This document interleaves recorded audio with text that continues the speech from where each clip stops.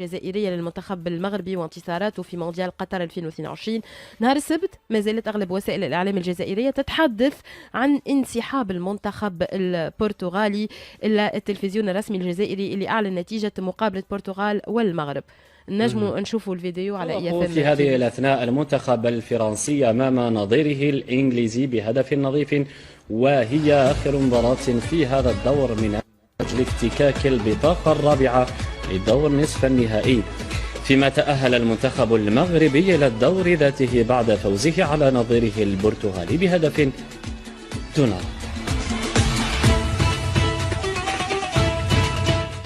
في أقل من 24 ساعة وزير الاتصال الجزائري محمد بو سليماني يصدر قرار بإقالة المدير العام للتلفزيون الجزائري شعبان لونيكل بعد عام ونص من تعيينه.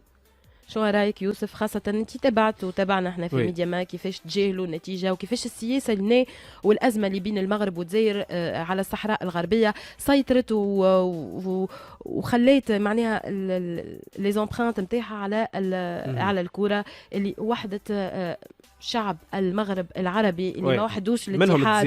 بالحق انا فرحانه برشا كي نرى علم تونس المغرب موريتانيا الجزائر يشجعوا اليوم الاتحاد. ما نجمش يوحد المغرب العربي. اليوم نلقاو الكره والفوز نتاع المغرب وهنيئا ليهم وحدوهم. ومحلى الاحساس نلقاو التلفزيون الجزائري الرسمي يتجاهل المباراه من بعد نهار اللي قال النتيجه تم اقاله المدير العام.